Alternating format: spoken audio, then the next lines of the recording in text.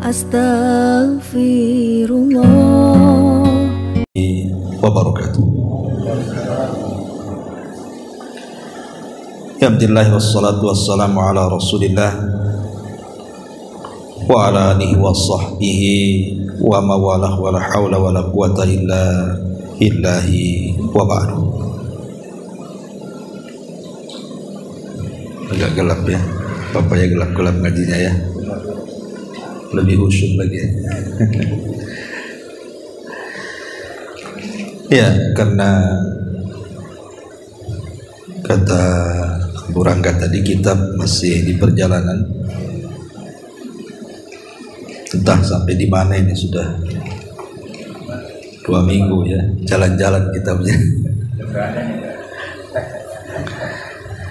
Ya nggak apa-apa, karena itu ada itu. Coba ini kayaknya habis baterai. Tes nggak bisa.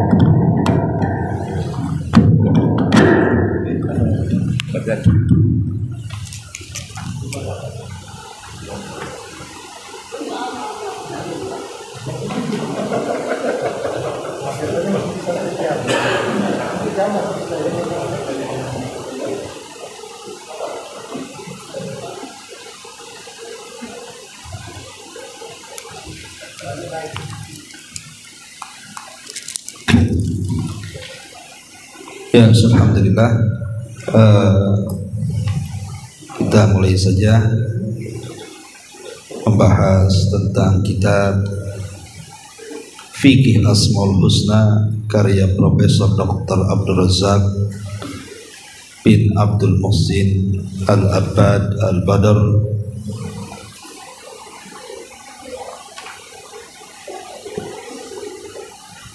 Dan kitab ini cukup tebal, tapi insya Allah kita pelan-pelan mengkaji dan mempelajarinya,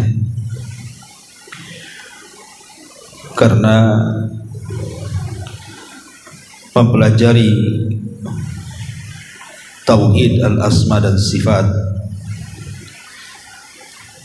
adalah mempelajari sesuatu yang sangat-sangat agung sekali. Ulama mengatakan syaraful ilmi ala syarafil ma'lum. Mulianya sebuah ilmu itu karena ilmu yang dipelajari, dan tidak ada ilmu yang lebih mulia untuk dipelajari melebihi ilmu tauhid,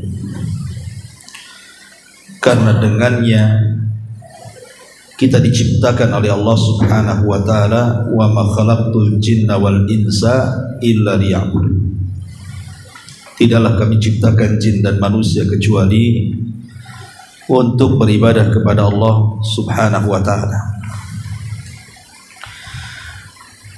Ma'asyiral muslimin yang muliakan Allah Azza wa Jalla, nanti kita di sini ada beberapa pembahasan tentang keajaiban Asmaul Husna.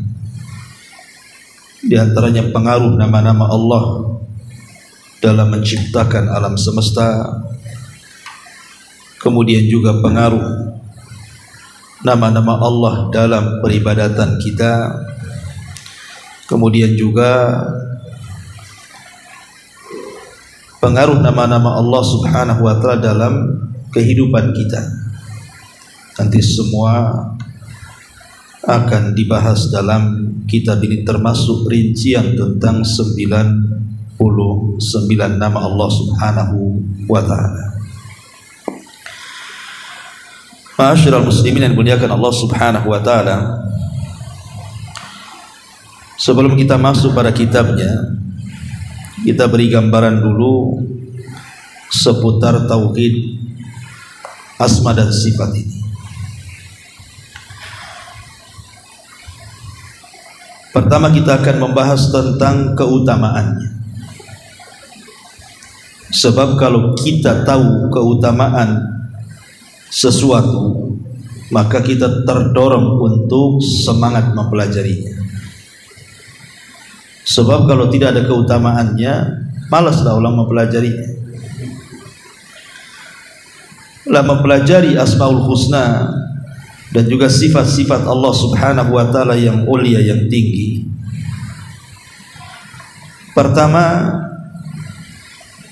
adalah a'zam asbabi dukhulil jannah. Sebab yang paling besar dari sebab-sebab kita masuk surga. Dan ini tujuan hidup kita kan. Kenapa antum beribadah, sholat, lelah, puasa, lapar, haji, ngabisin duit dan begitu seterusnya? Alasan kita cuma satu, dengan ibadah itu kita masuk surga. Nah, sebab yang paling besar orang masuk surga itu adalah salah satunya ma'rifatu asma'illahi al-husna, mengenal nama-nama Allah yang baik. Dan itu disebutkan dalam hadis yang dikeluarkan Imam Bukhari. Nabi SAW mengatakan, Inna lillahi tis'ah wa tis'ina isman. Inna lillahi tis'atan wa tis'ina isman.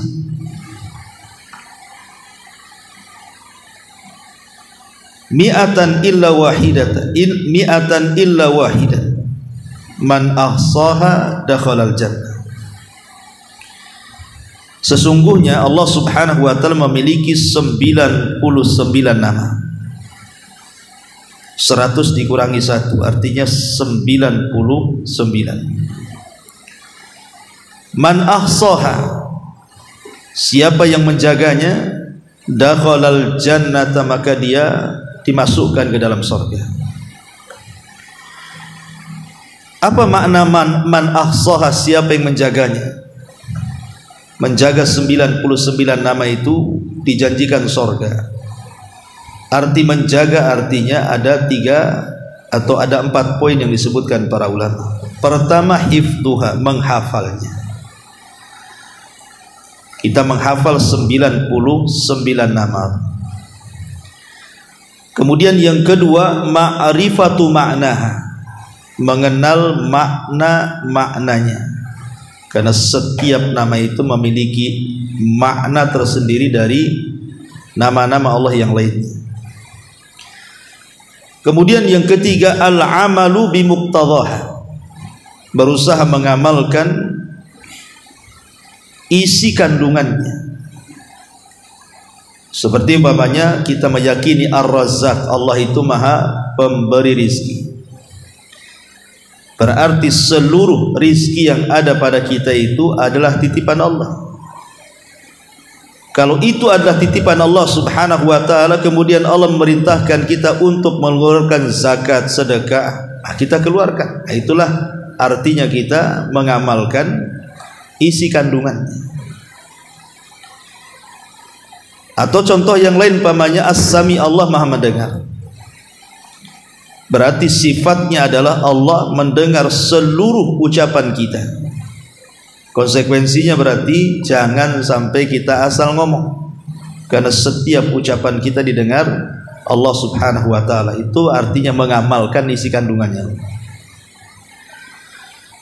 Kemudian yang keempat, du'auhu biha, kita berdoa dengan nama-nama Allah yang indah itu.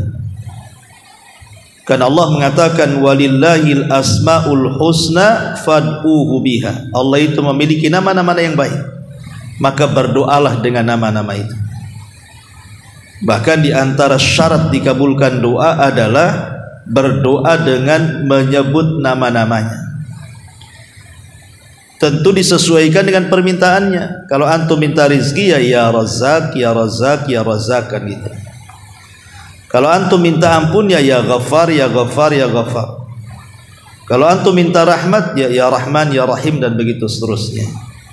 Mintalah sesuai dengan nama-nama yang terkandung pada nama-nama Allah Subhanahu wa taala. Berarti di sini Allah memiliki 99 nama. Siapa yang menjaganya maka dia akan masuk surga. Maksudnya yang menjaganya adalah yang menghafalnya, yang mengetahui maknanya, yang mengamalkan isi kandungannya, dan yang berdoa dengan menyebut nama-namanya. Maka kalau 4 poin ini dilaksanakan, maka dakhalal jannah, kita akan dimasukkan ke dalam surga. Ini yang pertama. Yang kedua, ma'rifatu asma'illahil husna wa sifatihil ula, mengenal nama-nama Allah, asmaul husna, dan juga sifat-sifat Allah yang tinggi itu adalah at-tariqur rais ila ma'rifatillahi azza wa jalla. Pondasi pertama yang kita tancapkan ketika mengenal Allah azza wa jalla. Apabila sesama makhluk saja ana ketemu antum, ana enggak kenal antum, pasti ana akan ngomong siapa namanya. Namanya dulu kan, namanya siapa kan, itu nomor teleponnya berapa, di mana rumahnya, dan begitu seterusnya. Itu sesama manusia. Kalau kita sudah kenal namanya, kenal karakternya, dan begitu seterusnya, tentu kita lebih paham siapa dia.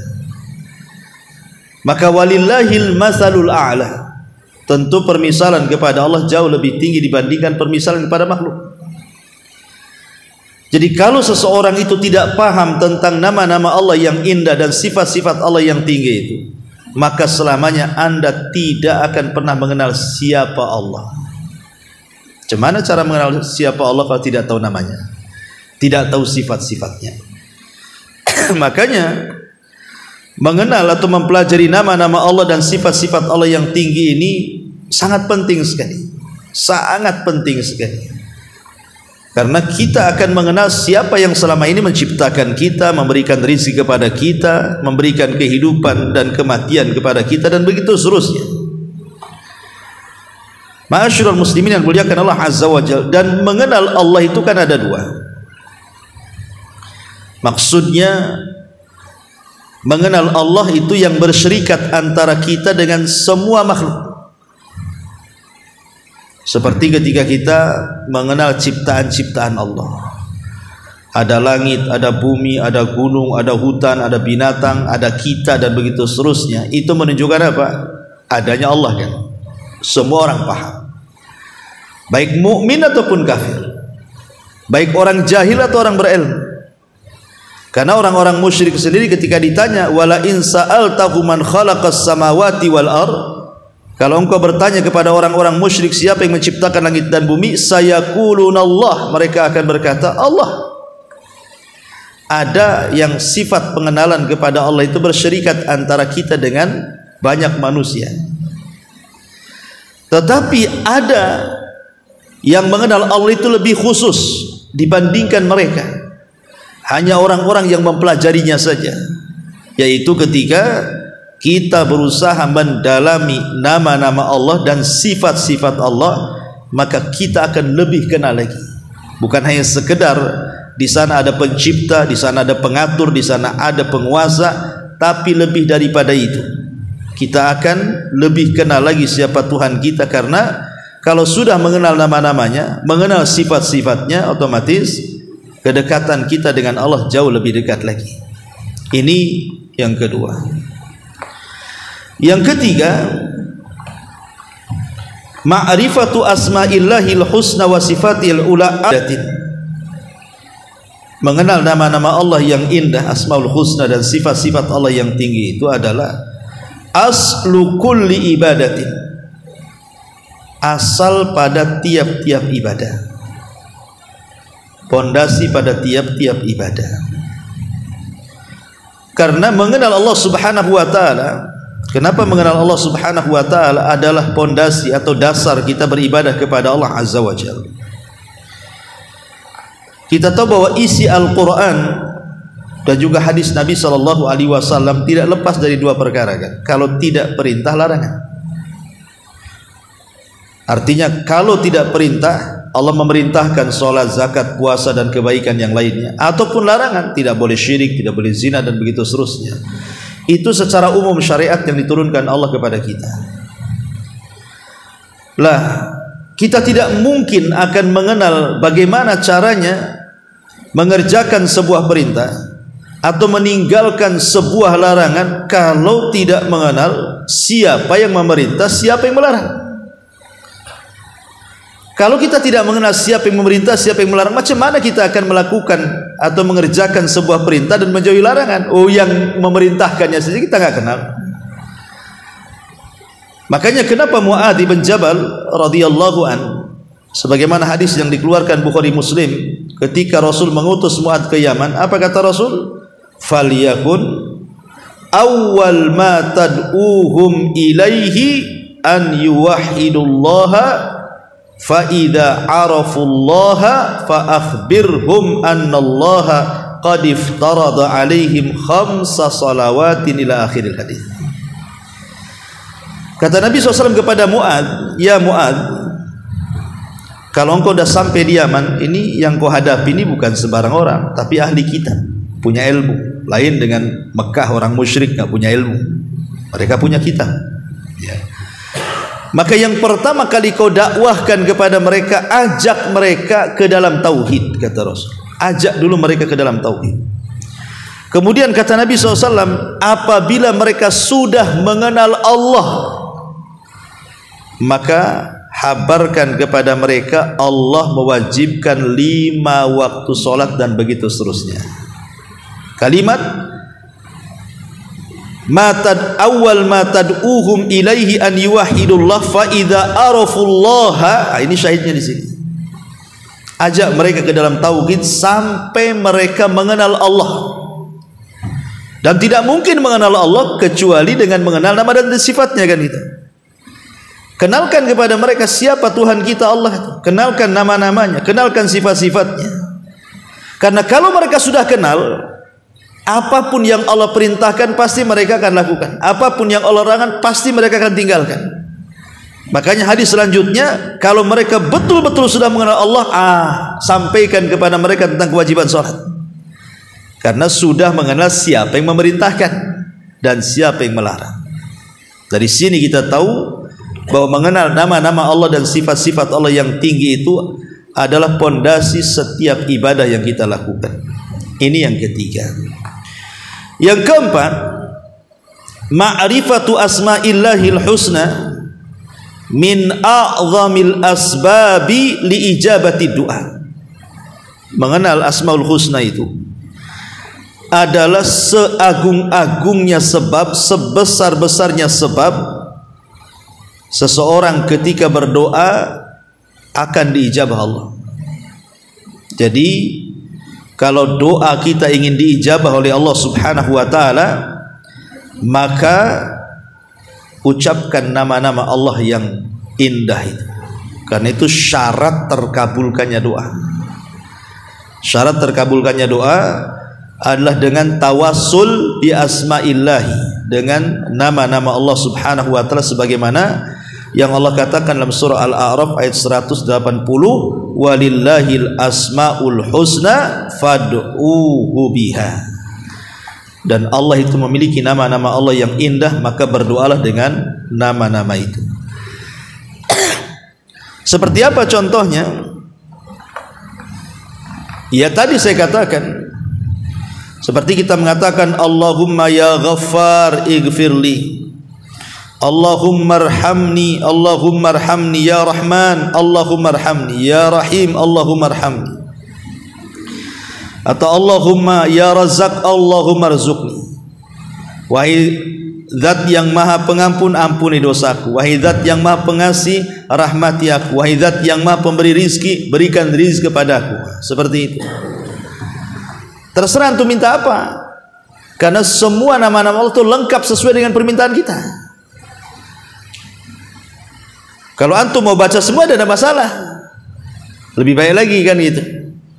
Karena kalau antum baca semua kemudian antum berdoa umpamanya, dipastikan antum akan bersesuaian dengan Ismul A'zam. Dari 99 nama Allah itu kan, ada satu nama yang disebut Ismul A'zam, nama-nama Allah yang sangat agung. Dan nama-nama Allah yang sangat agung itu dipastikan kalau berdoa dan menyebut nama itu dikabulkan, tidak mungkin tidak. Masalahnya Ismul A'zam dalam 99 Asmaul Husna itu kan tidak diketahui yang mana satu. Ketika Aisyah Ummul Mukminin radhiyallahu anha ditanya tentang Ismul A'zam, maka Aisyah radhiyallahu anha mengatakan, seperti Anda mencari Lailatul Qadar. Kata Aisyah radhiyallahu anha, mencari Ismul A'zam itu seperti mencari Lailatul Qadar. Lailatul Qadar itu kan 10 akhir Ramadan dan berada di tanggal-tanggal ganjil, bisa 21, 23, 25, 27, 29, dan bisa saja terjadi di tanggal genap, tidak mesti tanggal ganjil kan itu. Karena 10 akhir Ramadan itu kalau dibalik, yang genap jadi yang ganjil jadi yang genap kan itu. Apalagi negeri kita ini kadang-kadang ada perselisihan soal penentuan hari raya kan, penentuan Ramadan itu tanggal ganjilnya pasti akan beda. Menurut yang duluan ini tanggal ganjil, menurut yang belakangan tanggal genap pula kan. Maka kalau kita ingin mendapatkan Lailatul Qadar, hidupkan aja lah semua. Dari tanggal 20 Ramadan sampai akhir Ramadan, dipastikan antum dapat Lailatul Qadar itu. Pasti tidak mungkin tidak kalau dihidupkan semuanya. Ya. Lah begitulah kalau kita mau mencari Ismul A'zam yang kalau kita menyebut nama itu pasti dikabulkan, baca aja semua. Nanti ketemu tuh. Karena kita tidak tahu mana yang satu. Walaupun ada perselisihan ulama, ada yang mengatakan Ismul A'zam itu Allah, ada yang mengatakan Al-Hayyu, ada yang mengatakan Al-Qayyum. Wallahu a'lam. Ya, yang jelas ulama merajihkan bahwa kita tidak tahu yang mana satu. Ma'asyiral muslimin yang dimuliakan Allah Azza wa Jalla. Karena kalau sudah disebut Ismul A'zam itu ikhwan, pasti mustajab. Makanya dulu ada di zaman Bani Israel itu orang namanya Bal'am ibn Ba'urah. Bal'am ibn Ba'urah. Bal'am ibn Ba'urah itu kan terkenal tuh mustajab doa tuh. Kalau dia berdoa itu mustajab doanya tuh.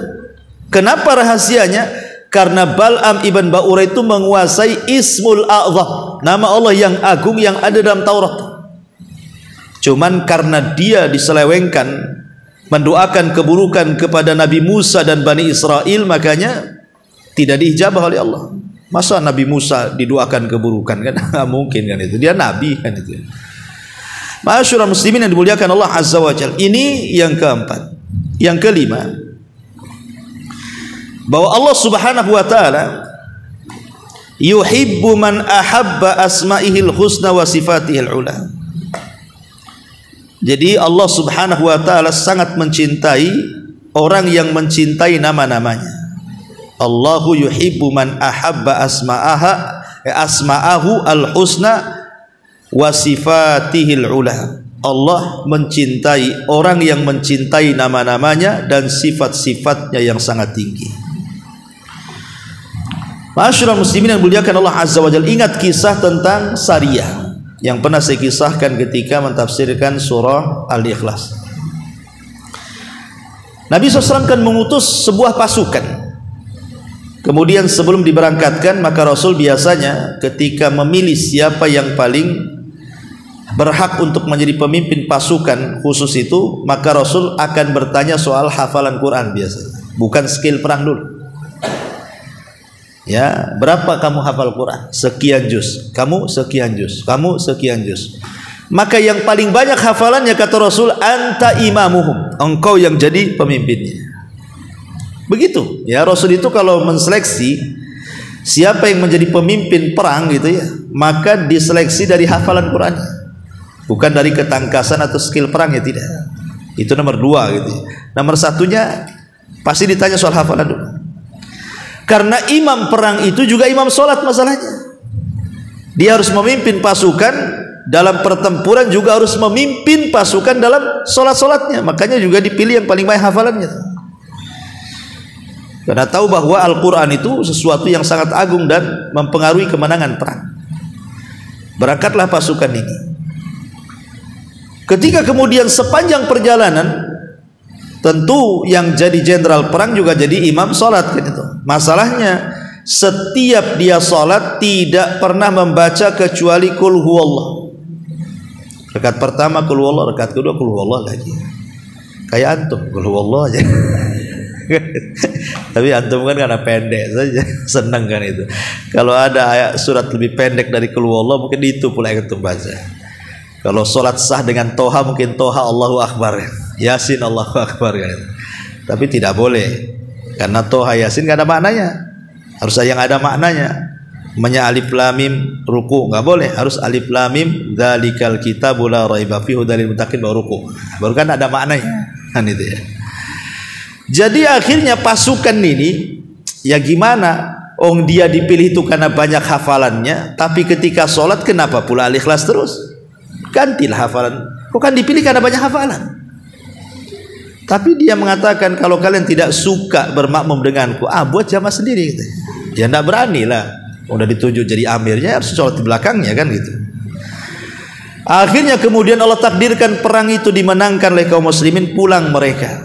Tapi kasus ini jadi trending jadinya. Datanglah orang kepada Rasul, cemana kau ini ngirim imam, ngirim pemimpin perang yang kalau sholat surah Al-Ikhlas saja yang dibaca itu kan gak ada yang surat lain katanya dia hafal. Padahal dia orang yang paling hafal di antara kami.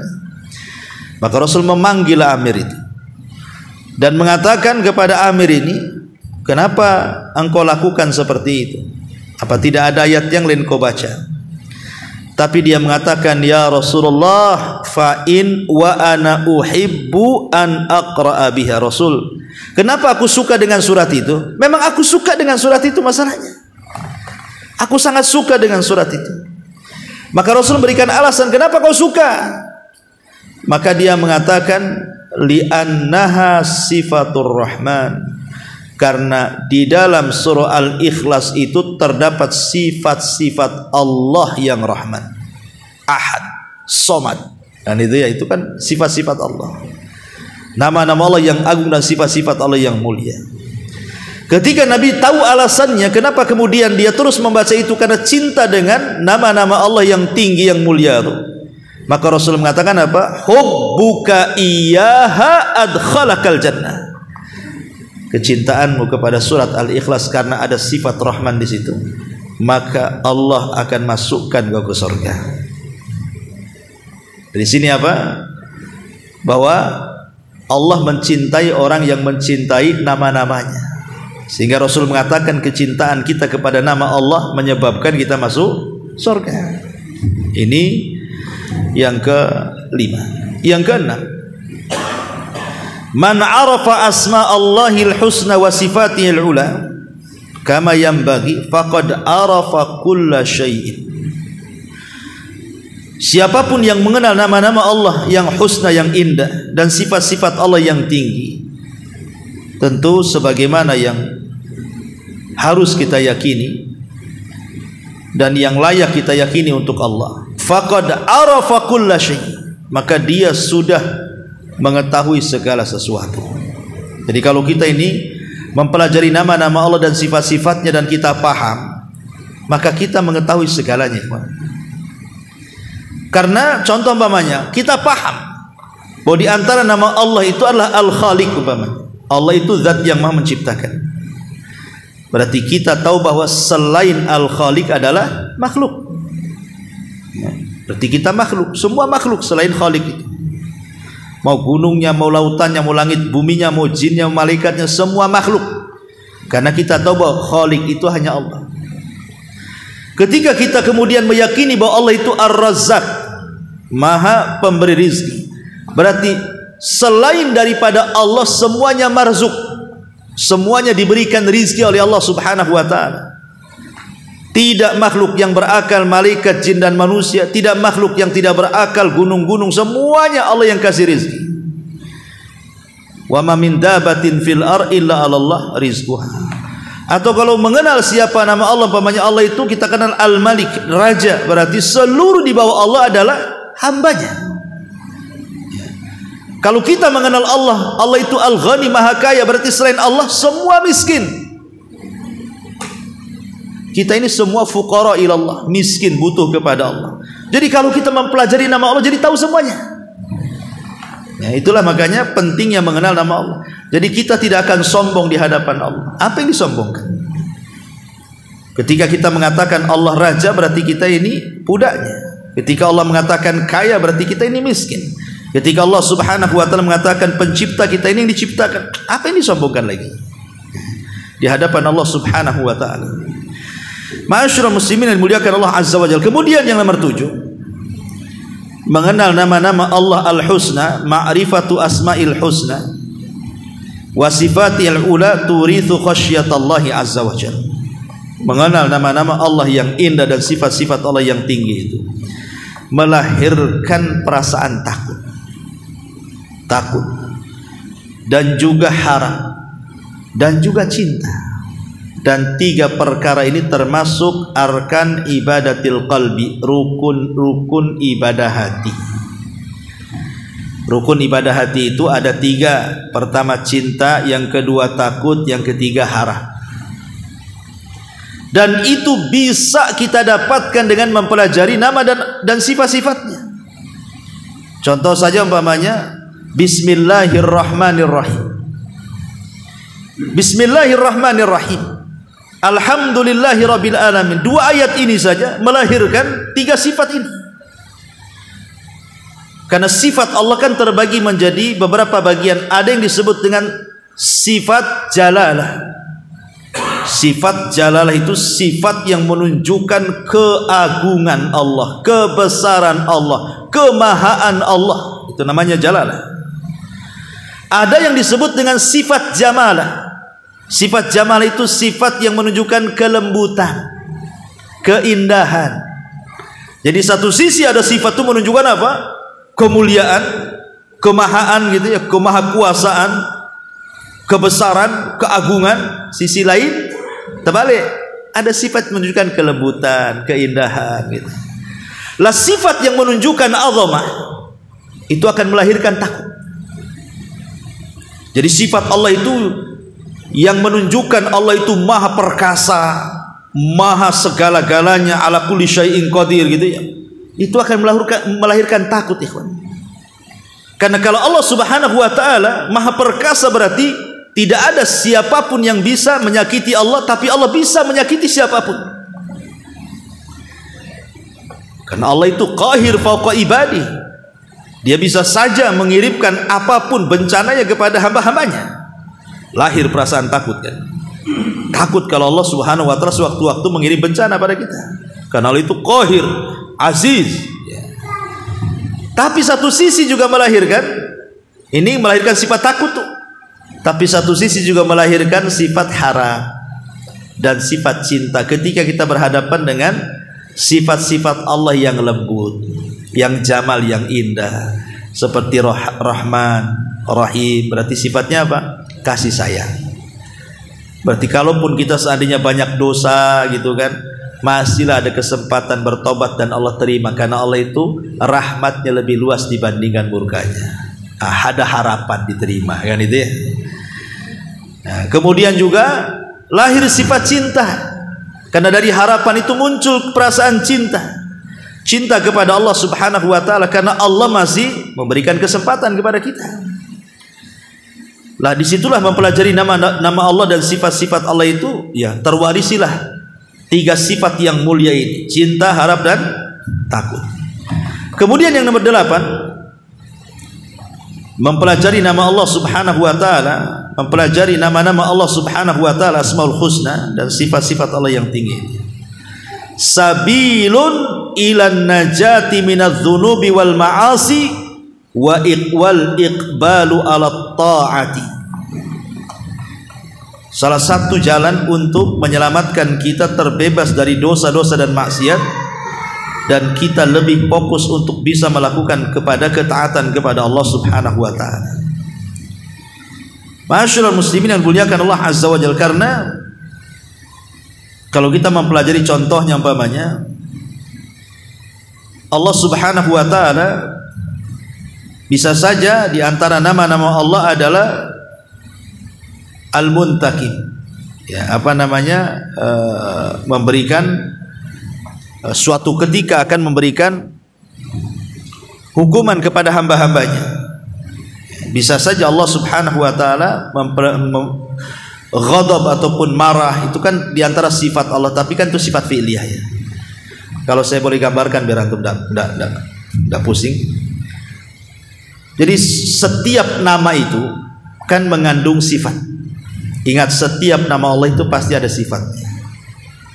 Jadi dia bukan hanya semata-mata nama, tidak, tapi dalam nama itu pasti ada sifat. Beda dengan kita manusia. Terkadang nama ya nama saja tapi nggak ada sifatnya. Contoh nama kita Iman tapi dia kafir pula kan. Nama kita Huda sesat pula dia. Nama kita Khalid mati pula. Khalid kan kekal, dia mati pula. Nama dia Soleh, rupanya paling jahat pula. Itulah kita kan. Nama ya nama tapi tidak ada sifatnya. Itu loh, itu manusia. Hanya mujarodul asma namanya. Manusia itu hanya sekedar nama aja, sifatnya nggak ada tuh. Ya cuman kita ini kalau memberi nama yang baik itu kan tafaul saja. Mudah-mudahan dengan nama baik itu ada sifat-sifat dari nama itu maksudnya. Tapi kalau Allah itu al-a'lam wal awsaf. Jadi nama dan sifat itu sesuai. Ya kalau Allah Subhanahu wa taala Al-Karim, ya selamanya dia karam. Kalau dikatakan maha Al-Karim, maha pemurah, ya selamanya sifat Allah itu akan pemurah. Itu maksudnya. Allah itu rahim, ya selamanya Allah itu rahim, rahmat, penuh kasih sayang. Kalau Allah Subhanahu wa taala Ghafur, maka selamanya Allah itu memberikan ampun, dan begitu seterusnya. Jadi setiap nama Allah itu terkandung sifat, dan setiap sifat akan ada kesesuaian dengan nama. Tapi kalau kita kan tidak. Saya katakan tadi hanya sekedar nama saja, tidak ada sifatnya kadang-kadang ya. Lah, di antara nama-nama dan sifat bagi Allah itu, kalau cerita sifatkan, ada yang namanya sifat lazimah, ada namanya sifat fi'liyah, ada namanya sifat khabariyah. Kalau kita belajar nama dan sifat itu ya. Sifat lazimah itu artinya sifat yang melekat kepada Allah, tidak mungkin pisah dengan Allah. Itu namanya lazim. Seperti Allah Maha melihat, ya selamanya melihat. Allah Maha mendengar, selamanya mendengar. Allah Maha mengetahui, selamanya mengetahui, dan begitu seterusnya. Ini namanya sifat lazimah, tidak bisa dipisahkan dari Allah Azza wa Jalla. Ada namanya sifat fi'liyah. Lah, sifat fi'liyah ini kadang ada, kadang tidak, kadang muncul, kadang timbul. Namanya sifat fi'liyah, perbuatan. Seperti Allah turun, Allah datang. Ya kan? Ini namanya sifat fi'liyah. Allah ghadab, marah. Allah redho, Allah cinta, kan itu ya. Itu kadang ada, kadang tidak. Namanya fi'liyah, perbuatan. Tetapi jangan kemudian diambil nama dari sifat. Kalau setiap sifat terkandung, setiap nama terkandung sifat, tapi tidak semua sifat harus ada nama di situ. Itu namanya sifat fi'liyah ya. Kemudian yang ketiga ada namanya sifat khabariyah. Itulah khabariyah itu yang berkaitan dengan fisik ya. Seperti Allah punya tangan kan itu ya. Allah punya betis. Dan begitu seterusnya, itu kan khabariyah. Seperti ketika Rasul mengatakan soal Dajjal itu buta sebelah dan Allah tidak buta sebelah, kan itu kata Rasul. Berarti kan penghabaran ya. Jadi itulah namanya ada sifat lazim, ada sifat fi'liyah, ada sifat khabariyah. Itu nanti lebih dalam lagi lah ya. Yang ingin saya katakan adalah di sini, ketika Allah Subhanahu wa taala kita katakan bahwa di antara mengenal nama-nama Allah dan sifat-sifat Allah yang mulia ini adalah jalan keselamatan supaya kita terbebas dari dosa dan maksiat, sehingga kita lebih taat kepada Allah Azza wa Jalla. Karena kalau kita mengenal nama-nama Allah Subhanahu wa taala, terutama nama-nama Allah yang sifatnya jalalah tadi, sifatnya yang menakutkan gitu ya, maka kita akan takut. Kalau saya maksiat, di antara nama Allah Azza wa Jalla, Allah itu bisa mengadab siapapun sesuai kehendaknya, karena dia Al-Qahir fawqa ibadi, menguasai hamba-hambanya. Lahirlah sifat takut, akhirnya tidak maksiat gitu. Ini juga di antara yang keenam, yang kedelapan, yang kesembilan, ma'rifatu asma'illahil husna wa sifatil ula sabilun ila al-ittisaf biha. Mengenal nama-nama Allah yang baik dan sifat-sifat Allah yang tinggi itu satu-satu jalan kita bisa meniru dengan sifat-sifat Allah itu. Tetapi saya sudah katakan di awal, kalau sifat jamalah kita meniru, tapi kalau sifat jalalah kebalikannya, kita meniru. Saya ulangi, kalau sifat Allah itu, ya nama-nama Allah dan sifat-sifat Allah itu yang merupakan ismu al-jalalah, nama Allah yang ada keagungan di dalamnya, kita jangan niru. Seperti Allah al-mutakabbir, zat yang maha sombong. Jangan pula ikut-ikut sombong antum. Gitu ya. Artinya tirulah kebalikannya. Ketika Allah maha sombong, jangan pula kita sombong. Tawadu, berarti kita kebalikan dari sombong. Tawadu kan. Allah itu khaliq, berarti kita makhluk. Jangan sok-sok jadi Tuhan. Tuhan cuma satu. Ya. Kemudian Allah subhanahu wa ta'ala, apalagi yang sifatnya al-jalalah itu Rabb, berarti kita marbu. Dia yang menciptakan, dia yang mengatur, dia yang menguasai. Berarti ya kita yang dikuasai, yang diciptakan dan yang dikuasai oleh Allah azza wa jalla. Itu kalau sifat jalalah, kalau nama Allah yang sifatnya ismul jalalah. Yang disuruh kita mengikuti sifat itu, meniru sifat Allah itu kalau dalam bentuk ismul jamalah, nama-nama Allah yang di situ ada kelembutan. Nah, itu kita disuruh niru tuh. Allah Ghafur, Allah itu maha pengampun. Kita mencoba memudahkan orang, memaafkan orang. Allah aja memaafkan, masa kita tidak? Gitu maksudnya. Allah Rahim, maha lembut. Ya, maaf, kasih sayang. Kita berusaha untuk kasih sayang juga. Ya, dan begitu seterusnya. Jadi yang kita meniru sifat Allah itu dari ismul jamalah, nama Allah yang sifatnya lembut dan indah. Tapi kalau nama Allah yang sifatnya jalalah keagungan, maka tirulah kebalikannya. Ma'asyiral muslimin yang muliakan Allah azza wa jalla. Kemudian yang nomor 10, ma'rifatu asma'illahil husna wa sifatil ula adalah hiya tariqu ila islahil qulub wa tazkiyatun nufus. Mengenal asmaul husna itu dan sifat-sifat Allah adalah jalan untuk memperbaiki hati dan membersihkan hati. Di sini kata para ulama, wa tazkiyatun nafsi hiya da'watul anbiya'i wal mursalin. Membersihkan diri jiwa ini adalah asas dakwahnya para nabi dan rasul. Walidzalika lama da'a Musa Fir'auna, oleh karena itulah ketika Nabi Musa mendakwahkan Fir'aun, qala lahu, maka Musa mengatakan, halaka ila antazakka, tidakkah engkau mau membersihkan jiwamu wahai Fir'aun? Dalam surah An-Naziat ayat 18 itu.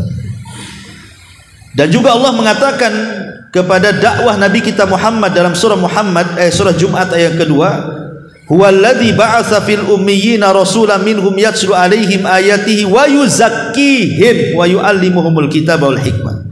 Dialah yang telah mengutus kepada umat yang ummi seorang rasul, membacakan kepada mereka ayat-ayatnya dan mengajak mereka untuk membersihkan jiwa. Wa yuzakkih, kalimat tazkiyah ini kalimat umum ikhwatu fiddin. Dan kata Nabi SAW ketika seorang laki-laki bertanya soal ma tazkiyatul mar'i nafsah, Rasul, bagaimana orang itu bisa membersihkan jiwanya? Bagaimana caranya?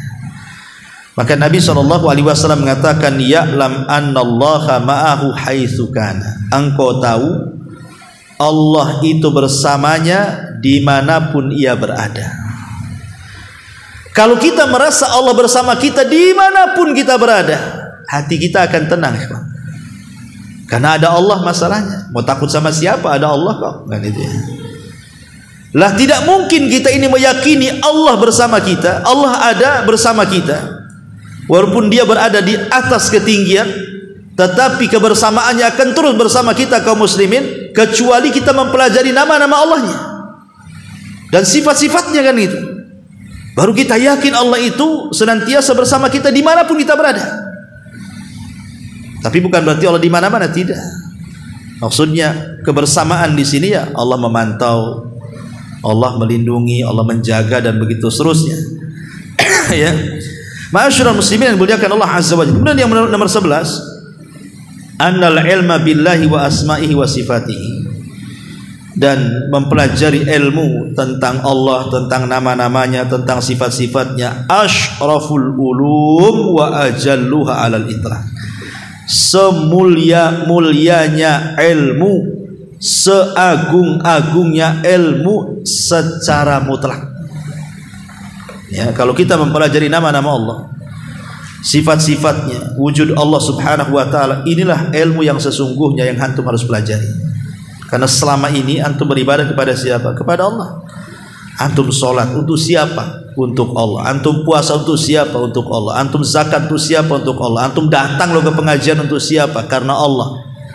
Lah kalau semua yang kita lakukan karena Allah, untuk Allah, demi Allah, dan begitu seterusnya, berarti ketika kita mempelajari yang selama ini kita sembah, mempelajari nama dan sifat-sifatnya, maka disitulah letak bahwa ilmu ini adalah ilmu yang sangat agung. Syaraful ilmi ala syarafil ma'lum. Mulianya sebuah ilmu karena mulianya ilmu yang kita pelajari.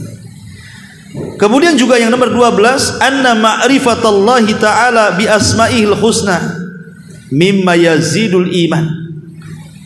Bahwa mempelajari nama-nama Allah dan sifat-sifatnya adalah perkara yang bisa menambah keimanan kita kepada Allah Azza wa Jalla. Karena kalau mempelajari nama-nama Allah yang indah dan sifat-sifat Allah yang tinggi itu, terkandung padanya 3 tauhid nantinya. Di dalamnya ada rububiyah, di dalamnya ada uluhiyah, di dalamnya ada asma dan sifat. Jadi 3-tiganya terangkum di sini. Dan itulah yang melahirkan iman.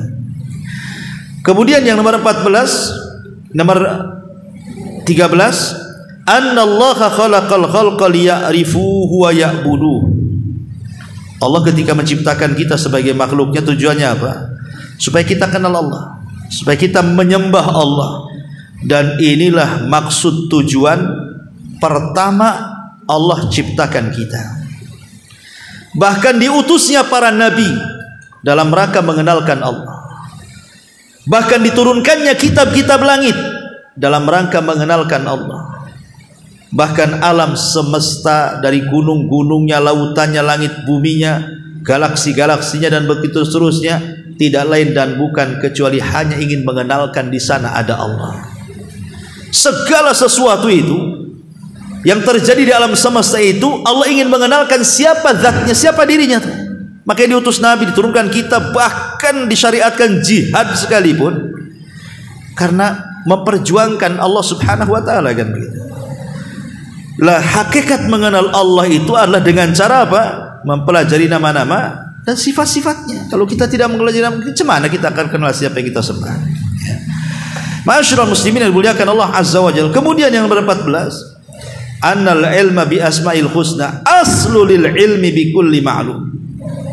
Bahwa ilmu dengan nama-nama Allah yang baik, asmaul husna, itu adalah asas setiap ilmu yang dipelajari oleh kita. Sebutkan ilmu apa saja yang antum pelajari di dunia, mau ilmu agama, mau ilmu dunia, asasnya itu, fondasinya adalah dari nama-nama Allah dan sifat-sifatnya, ya. Dan yang terakhir tentu melahirkan akhlak-akhlak yang baik, akan merubah kehidupan kita, ya. Kalau antum mengenal nama-nama Allah dan sifatnya, ini akan merubah total kehidupan kita. Dirubah total sama Allah. Kita akan menjadi lebih baik dan terus lebih baik lagi. Bagaimana tidak? Saya contohkan 5 sifat saja, 5 nama Allah kemudian yang terkandung sifat-sifat mulia dalamnya itu saja sudah merubah kehidupan kita tuh. Contoh umpamanya di antara nama Allah itu Al-Basir, Maha melihat. Berarti Allah itu sifatnya melihat. Namanya Maha melihat, sifatnya yang melihat kita dan terus akan melihat kita.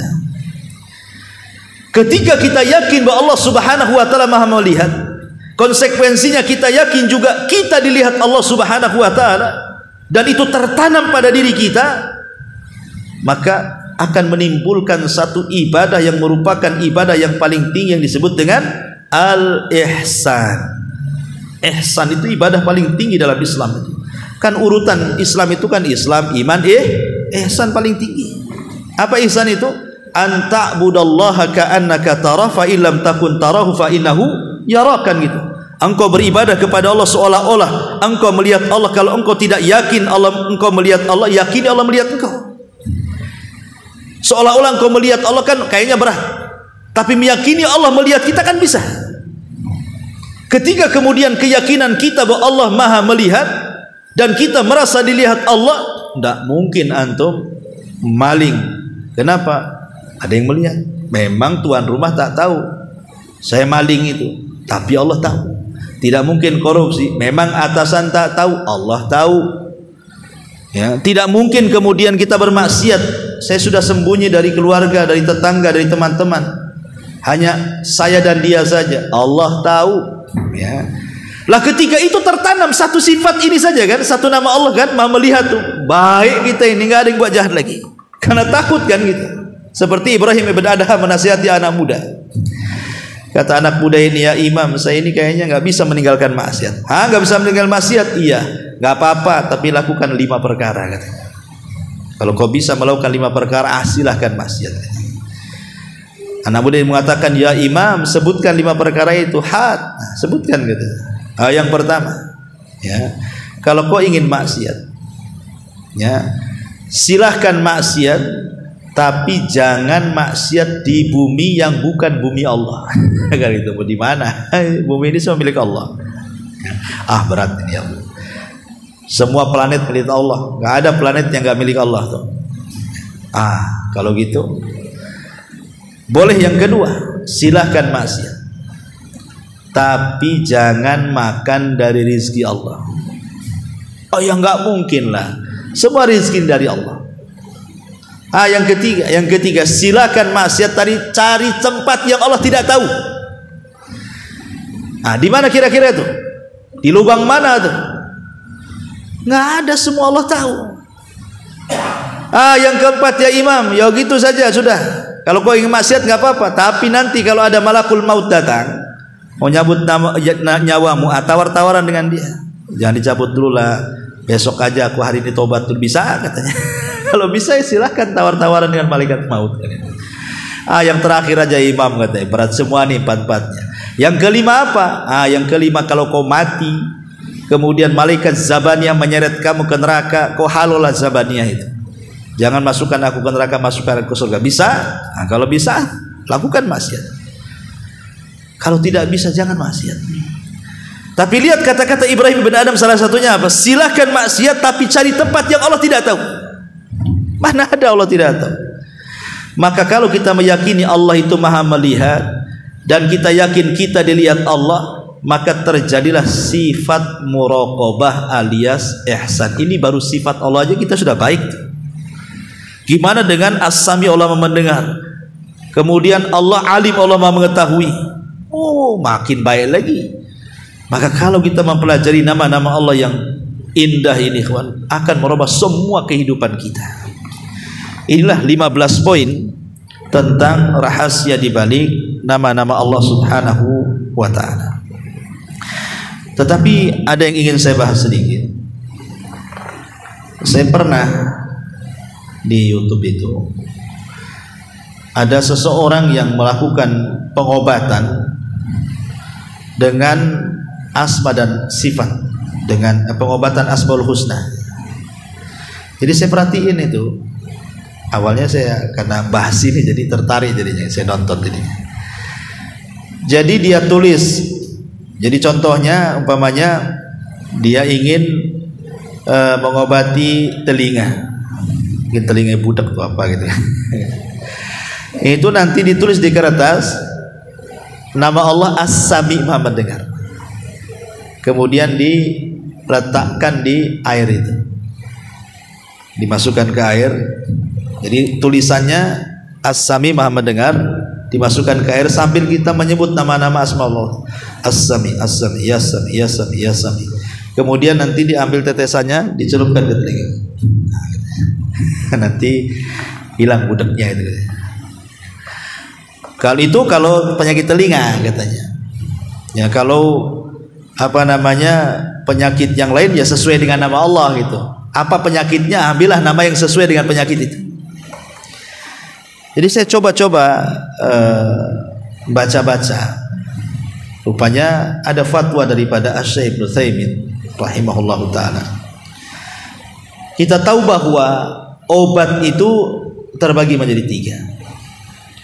3. Ada obat itu menjadi obat berdasarkan nas Quran dan Sunnah bahwa itu obat. Seperti habatus sauda, jelas hadisnya. Habatus sauda mengobati semua penyakit kan itu ya. Madu jelas, zam-zam jelas, minyak zaitun jelas, kan itu jelas ada dalilnya kan. Ya. Kalau itu jelas berdasarkan Quran Sunnah itu obat, jangan ragu-ragu, jadikan itu obat. Bekam obat kan itu jelas itu kan. Yang kedua, ada obat itu memang tidak ada dalam Quran dan Sunnah, tetapi ada tajribah, ada penelitian bahwa kalau minum itu sembuh. Kalau ngeracik daun-daunan akar-akaran ini memang mengandung ini itu dan bisa menyembuhkan penyakit ini itu, dan itu sudah terbukti dan lebih dari 50% sembuh umpamanya. Ya enggak masalah. Ya. Kemudian yang ketiga, ada obat itu tidak ada dalil Quran dan Sunnah, tidak pula ada penelitian secara medis, baik kedokteran ataupun herbalis, gitu ya. Tiba-tiba dijadikan obat, itu namanya menjadikan sebab yang bukan sebab, jatuh ke syirik kecil. Sekarang kembali kepada pengobatan dengan Asmaul Husna tadi. Ambil kertas, ingin mengobati penyakit telinga, ditulis As-Sami, dimasukkan ke air, kemudian dibaca Ya Sami'u, Ya Sami'u, Ya Sami'u, kemudian diletakkan. Pernah enggak dokter meneliti ini? Air yang dicemplungi, apa kertas yang itu asma sifat ini mengandung ini itu bakteri, membunuh bakteri telinga atau apalah namanya kan? Kan belum ada penelitian. Berarti kalau belum ada penelitian ini bukan obat, itu maksudnya. Carilah obat itu yang jelas, jangan yang belum jelas gitu ya. Nah, itulah ini diantara faedah yang berkaitan dengan nama-nama dan sifat Allah Azza wa Jalla. Secara umum ikhwatu fiddin, Asmaul Husna bisa menjadi obat, tapi jangan kemudian membuat sesuatu yang tidak pernah dibuat. Baik dalam dunia kesehatan, kedokteran, farmasi atau yang semacamnya, herbalis kan gitu. Ataupun mungkin dunia-dunia sebelumnya. Itu namanya coba-coba namanya kan. Menjadikan sebab yang bukan sebab namanya kan. Itu kalau diyakini bahaya tuh. Wallahu a'lam. Ini diantara rahasia Asmaul Husna. Taib. Sekarang kita masuk pada sedikit bicara kaidah. Kaidah yang berkaitan dengan Asmaul Husna dan sifat-sifat Allah. Yang pertama, nama-nama Allah itu semua baik. Semua nama Allah itu indah. Pamannya kita ini mau memberi nama, kita karang satu nama untuk Allah Subhanahu wa ta'ala. Apa ya kira-kira kita sematkan kepada Allah? Pamannya kita katakan Allah itu muhandis. Apa muhandis? Insinyur. Pamannya kita sematkan kalimat insinyur kepada Allah. Jadi sebelum menyebut nama Allah ada insinyur Allah pamannya. Atau lebih daripada itu profesor atau apa kan. Maka kita tidak bisa memberi nama Allah seindah Allah memberi namanya kepada dirinya. Ya, makhluk tidak akan mampu menciptakan satu nama yang disematkan kepada Allah lebih indah dibandingkan Allah memberi nama terhadap dirinya sendiri. Karena semua nama-nama Allah itu indah.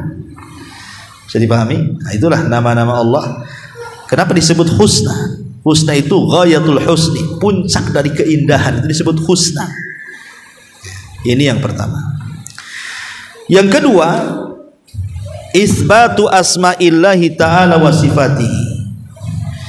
Menetapkan nama dan sifat bagi Allah itu cukup dengan apa yang ditetapkan Allah saja dalam Quran atau Nabi SAW dalam hadis-hadisnya yang sahih. Jangan membuat nama-nama yang tidak Allah namakan dirinya. Jangan pula membuat nama-nama yang Rasul tidak memberikan nama kepada Allah Subhanahu wa ta'ala. Tetapkan yang ada saja. Karena nama-nama Allah adalah sifatnya tauqifiyah, terima jadi. Ya, ini yang kedua. Yang ketiga, nama-nama Allah Subhanahu wa ta'ala itu ghairu mahsurah, tidak terbatas. Ingat, nama-nama Allah itu tidak terbatas. Adapun hadis innalillahi tis'atan wa tis'ina isman, Allah itu memiliki 99 nama.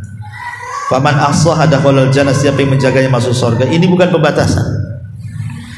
Yang 99 nama inilah yang harus kita renungkan, kita hafalkan, kita pelajari. Tetapi bukan berarti 99 nama Allah itu terbatas hanya 99, tidak. Nama Allah itu banyak. Nama Allah itu banyak.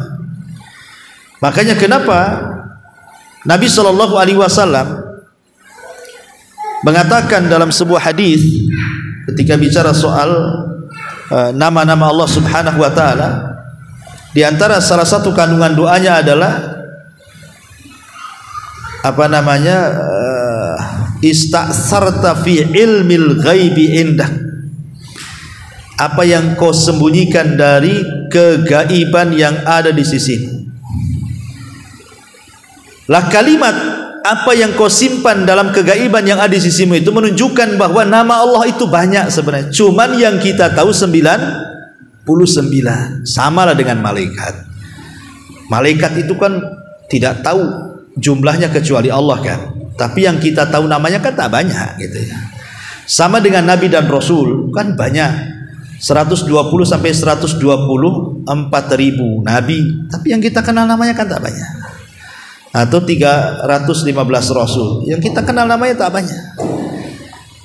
Maksudnya itulah yang wajib kita kenal, 25 Nabi dan Rasul kan. Sama juga dengan nama-nama Allah ya, yang harus kita perhatikan 99 nama. Tapi ini bukan menunjukkan batasan, karena Allah itu tidak terbatas. Ini yang keempat. Yang kelima, di antara kaidah nama dan sifat bagi Allah adalah lam tathbut fi ta'yini asma'illahi hadithun khasun sahihun 'alin nabi sallallahu alaihi wasallam yajma'il asma wa yasruduha kullaha. Memang tidak ada satupun nama-nama Allah yang tergabung dalam satu hadis, di mana hadis ini, umpamanya satu redaksi hadis itu menyebutkan Allahur Rahmanur Rahimul Malik terus sampai 99, enggak ada. Tidak ada satu hadis yang terangkum 99 nama secara khusus. Satu hadis menyebutkan 1 sampai 90, enggak ada. Cuman para ulama berusaha mengumpulkan dari Quran, dari hadis yang sahih, kemudian mereka mengumpulkan nama-nama Allah, jadilah 99 dengan adanya perbedaan. Ya, ada yang masuk, ada yang tidak gitu ya. Karena kalau kita melihat mushaf Quran itu kan ada di belakang itu Asmaul Husna kan itu ya. Ada yang kemudian masuk, ada yang tidak. Maksudnya di sini kita kan menetapkan yang ditetapkan Allah dalam Quran atau yang ditetapkan dalam hadis-hadis yang sahih saja kan. Dan nanti ketahuannya ketika kita mempelajari nama-nama Allah ini. Kalau kita sudah selesai kitab ini, berarti kita tahu mana nama-nama Allah yang selama ini bagian daripada nama Allah, mana nama-nama Allah yang ternyata yang disangka nama Allah rupanya bukan nama Allah. Gitu ya. Kemudian juga yang terakhir, bahwa setiap nama, tadi sudah jelaskan, setiap nama itu terkandung sifat, tapi tidak setiap sifat terkandung nama. Dan setiap nama yang terkandung sifat itu pasti sifat bersesuaian dengan nama. Dan itulah perbedaan antara Khalik dengan makhluk, antara Allah dengan makhluknya. Kalau makhluk kayak kita ini kan hanya sekedar mujarradul ismi, hanya semata-mata nama tapi tidak ada sifat. Namanya bagus tetapi sifatnya jelek kadang-kadang kan gitu, tidak bersesuaian. Tapi kalau nama dan sifat bagi Allah itu bersesuaian. Wallahu alam, ini sekilas seputar nama dan sifat bagi Allah. Mudah-mudahan minggu depan kita sudah bisa membaca kitabnya. Time sampai di sini. Kalau ada yang bertanya silakan. Kalau tidak kita tutup.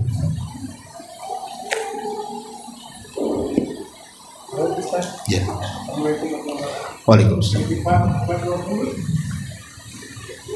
Ya itu bukan pembatasan. Ya, bukan pembatasan. Nama dan sifat itu tidak terbatas. Nama dan sifat itu kan diciptakan berdasarkan akal. Nanti dijelaskan kalau sudah sampai pembahasannya ada. Ya, bahasannya ada. Jadi yang mengasas tentang masalah itu kan Abul Hasan al-Asy'ari rahimahullahu taala, yang kemudian mencetuskan akidah itu. Tetapi itu kan berdasarkan sesuatu yang masuk di akal saja.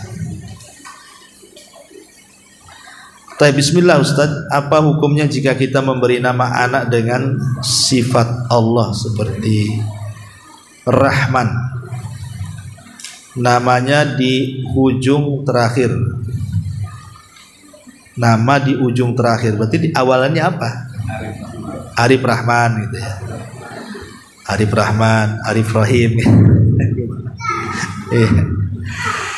Iya, nama-nama Allah itu ada yang tidak berserikat kecuali hanya Allah saja. Ada nama Allah itu boleh berserikat antara Allah dengan hambanya.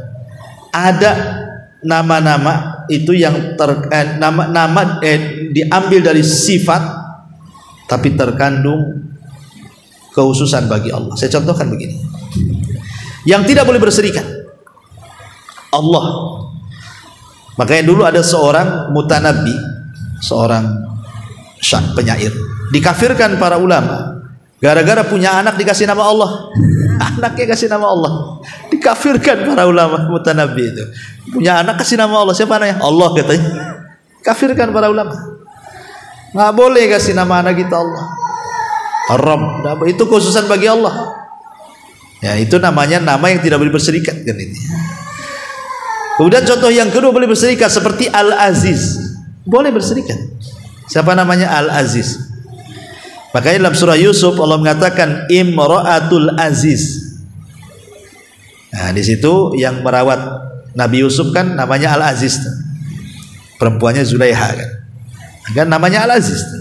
Ya, berarti boleh nama Al-Aziz berserikat. Tapi ada nama diambil daripada sifat tetapi terkandung nama yang merupakan kekhususan bagi Allah. Ini tidak boleh. Contoh namanya dikasih nama, siapa namanya?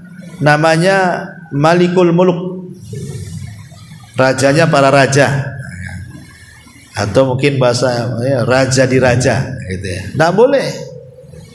Rajanya para raja ya Allah sajalah. Sudah dikasih anak kita. Siapa namanya? Arhamur Rahimin. Arhamur Rahim ini hanya Allah saja gitu. Dia yang paling rahman. Kalaupun harus menggunakan nama-nama dan sifat-sifat Allah itu, maka sandarkan kepada kalimat abdun. Nah, boleh Abdurrahman, Abdullah, Abdurrahim, kan itu ya. Boleh seperti itu. Kalaupun harus kemudian mengambil nama-nama Allah, maka diidhofahkan dengan kalimat abdun. Abdullah, Abdurrahim, Abdul Ghafur, dan begitu seterusnya. Ya.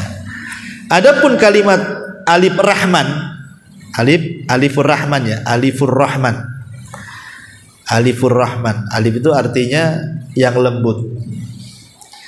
Rahman itu artinya maha kasih sayang kan itu ya. Ya. Alifur Rahmani berarti mudhof ilaih. Mudhof ilaih. Nggak bisa alifur Rahman, harusnya dia naat man'ut itu ya, harusnya al-alifu ar-rahmanu atau alifun rahmanun gitu ya. Bisa lah kalau mudhof ilaih alifnya Rahman gitu ya. Kalau sifat kan alif yang Rahman gitu. Bedanya naat man'ut dengan mudhof ilaih itu artinya begitu. Wallahu alam ya. Kalau yang dimaksud di sini sifat rahmat, kita kasih nama rahmat, saya kira tidak ada masalah. Siapa namanya?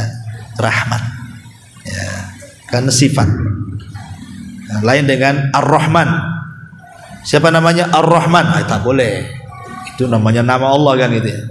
Tapi siapa namanya Rahmat? Boleh. Kan banyak Pak Rahmat. Mana Pak Rahmat? Wallahu a'lam. Maka itu wallahu a'lam, insyaallah tidak ada masalah.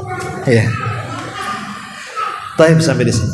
Subhanallah bihamdika asyhadu an la ilaha illa anta astaghfiruka wa atubu ilaik. Allahu ta'ala. Assalamualaikum warahmatullahi wabarakatuh.